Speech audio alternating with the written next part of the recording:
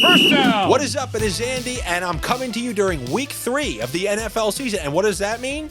That we're in the middle of September. So wait, why are you wearing white, Andy? They say don't wear white after Labor Day. And I'm here to tell you, they lied. That's a scam. I don't know who arbitrarily made up that you can't wear white after Labor Day, but they just pulled something out of their ass. Because when does the clock reset?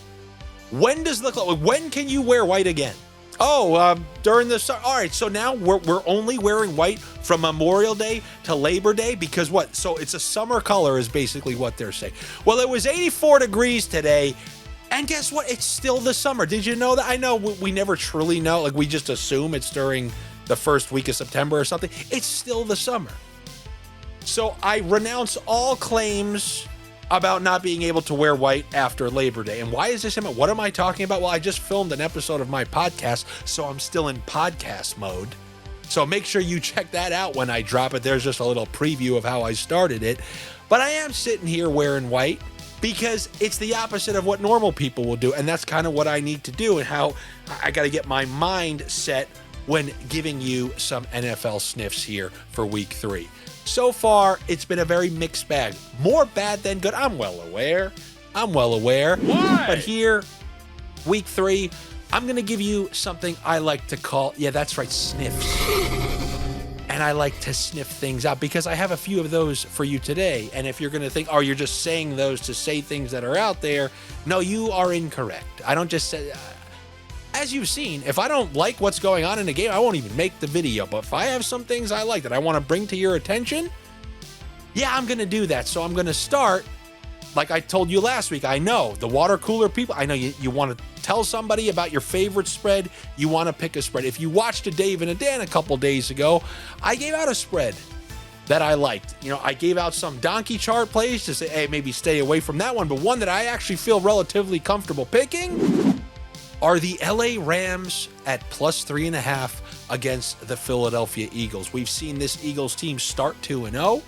They got a crusty win with, 20% of their plays being tush pushes against a Kansas City team who hasn't moved the ball effectively in quite a while. We saw them eke out a win week 1 against the Dallas Cowboys, but we saw the Dallas Cowboys move the ball through the air. As we saw in the playoffs last year, the Rams can move the ball, especially through the air, against this Eagles defense. This Eagles defense has gotten worse. The Rams offense has gotten better. Cooper Kupp was Cooper cooked come playoff time, and it was Nakua having to do everything. They now have Devontae Adams, who went for over 100 yards and a touchdown. We haven't seen the Eagles throw the ball once. Their offense has been real kind of janky. It hasn't really looked fluid. So I am going with the LA Rams at plus 3.5. I don't doubt that the Eagles could win this game. 2 one-score wins.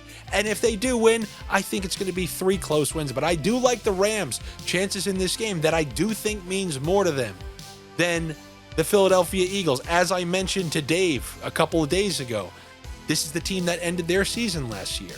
In this rematch, with potential playoff implications, where do you think they want that playoff game to be? Do they want to be stuck in the snow again like they were last year?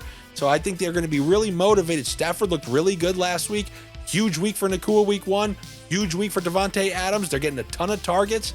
I'm going to go with the Rams. I don't doubt that. I feel like the Eagles passing game will wake up. Barkley's had massive games against the Rams.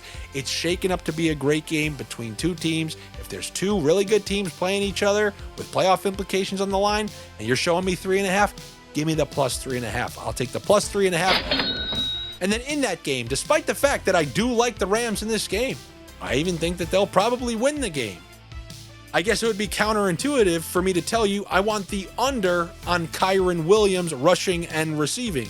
Last week, who knows if it was fluky, but it was the first time in a long time that Kyren Williams did not get his Christian McCaffrey-like workload. They actually gave Blake Corum like a third of the snaps. And if that's the case, Kyren Williams hasn't had many explosive runs. And this Eagles defense should be very good against the run. The line looked they didn't give anything to Pacheco or Kareem Hunt. The only rushing that was truly allowed was Mahomes on scrambles. But Kyren Williams, who I've always kind of been a fan more than most, I just think on the road, this is going to be a tough matchup. And Blake Corum actually has this same amount of, I think, 10+ yard runs with his limited opportunity.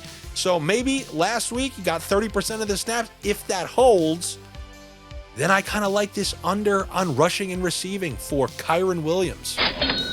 I just mentioned those Chief running backs who have been as bad as you can possibly be. Both Pacheco, Kareem Hunt, they've done a grand total of nothing, albeit two really tough matchups. So one of my kind of bold calls that other people probably won't be taking, I'm going to go with I.Pacheco over 37.5 rushing yards. And if you can't get that, that's totally fine, because I'm going to take his alt rushing, 50+ rushing for I.Pacheco, who's been graded as the worst runner so far in the entire NFL. But this more so has to do with Kansas City needing a win. They're going to get Worthy back, so I think that will provide them more opportunities in the passing game, which maybe will open up some more holes in the running game, who happens to be facing the worst run defense so far in the entire NFL. That's been the New York Giants. I would imagine that continues in this game. I'm not saying that Pacheco is going to have one of his old games for like 80 yards and a touchdown, but to get to 50 yards in a game where they should be playing from ahead, they haven't been playing from ahead in either of the first two games. They're 6-point favorites against the Giants. If they find themselves ahead, I think that he could be a good option. And I do think Pacheco had a really nice game the last time he played at MetLife, so maybe that stadium will be a good luck charm for him. So give me the 50+ rushing yards for I.Pacheco. And if you didn't like that, you're really not going to like this. The LA Chargers are hosting the Denver Broncos. The LA Chargers currently have the highest pass over expectation rate. Nobody has been winging it around more than these LA Chargers. So typically, you want to back some of those pass catchers, right? I'm going to do the exact opposite. I'm going to take the guy who's being criticized with some of these other rookies.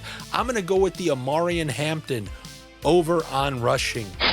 And I'm even going to go with the 50+. Why is that? Because yes, so far the Chargers have thrown it a ton, but we've seen Harbaugh run it a million times in certain games. And what game would you potentially run the ball a million times in? Maybe the game against a team who just gave up endless 200 total yards to Jonathan Taylor last week. So when they watch that game and you see the cornerbacks and secondary players that the Denver Broncos have, what are you going to do? You're going to run the ball. I think they're going to be able to run it better than they have in the first two games. And if you don't like ARI M.Harrison, fine, take Najee Harris. The reason I like Hampton is just with Harris, you really got to do it like 4 yards at a time.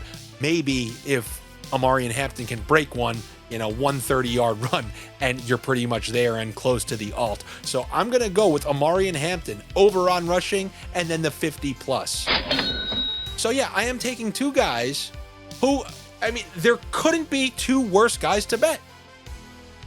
But that's why I'm calling them Sniffs. So give me that Pacheco over, give me that ARI M.Harrison over. And then, in the spirit of being 1 week ahead on some people, I'm not going to allow the same thing to happen twice. So if you didn't like either of those, you're probably not going to like two that you lost on last week. And the first is going to be DJ Moore. I'm going to go with the over on receiving yards for DJ Moore against this Dallas Cowboys team, who has one of the worst pass defenses in the NFL. This is supposed to be a game where all passing yards are available because you have two of the worst pass defenses in the NFL playing one another. DJ Moore had a relatively quiet week last week. It was the Rome Odunze week. I think a little bit of that squeaky wheel is going to get a little grease with all the hyping up and praise that Odunze got last week. One good thing about when you have a bad week is it keeps your total low. So we're seeing low 50s for DJ Moore, and I'm going to take the over on that. 2 slow weeks in a row against this defense. No, I'm going to take my chance that DJ Moore is going to come through in a game that could potentially be a shootout. And then one I didn't give you on the video last week, but I brought it up in a Dave and a Dan. I regretted it afterward, but I'm not going to regret it right now. And this is Marvin Harrison against the San Fran defense, which you're going to tell me is really good, but they've been giving up a ton the first 2 weeks against lackluster competition. And the Cardinals, on the other hand, have been playing from ahead in both of the last 2 games, which means they didn't have to throw it. They didn't have to continue to press forward on offense. And in a game against San Francisco, you're going to have to see more of their offense. And as I keep telling you, there are 2 guys there. There is Marvin Harrison and there's Trey McBride. So if you really don't like Harrison, fine, go take McBride. But with Harrison down there in the 40s, and also the news and things coming up about getting him enough targets, Kyler Murray talking about Harrison's targets, usually those squeaky wheels are going to get a little grease. So we got some squeaky wheels in this lineup. In DJ Moore, Marvin Harrison. I'm going back. You don't have to do any of them. But that's why it's called Andy's NFL and eventually NHL Sniffs. And if you want a pirate parlay, let's go with that 60s parlay. Give me 60 rushing yards for I.Pacheco. Give me 60 receiving yards for DJ Moore. Give me 60 rushing yards for ARI M.Harrison and 60 receiving yards for Marvin Harrison Jr. End of parlay. And that is what I have for you here. Week 3, trying to get things headed in the right direction. Get a couple wins under our belt. Then we got hockey starting in a few short weeks. A lot of good things here. And the only way you'll be getting all of them at your fingertips is by subscribing to the YouTube channel. So do me the favor, interact with these videos. Really, I mean, I was looking at how many likes compared to how many views. It's a disgrace. It's a disgrace. Like, it makes me want to root against people. So if you're just a looker, please be a liker. I mean, come on. It's a fair trade. Things aren't going well because I think you guys aren't holding up your end of the bargain.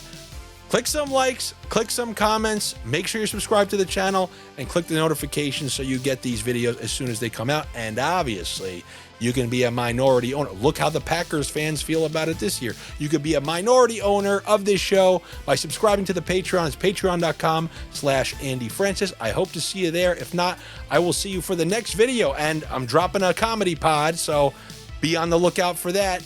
Plenty of more stuff coming up, so make sure you're around. I look forward to it. I will talk to you next time. He's got a man downfield.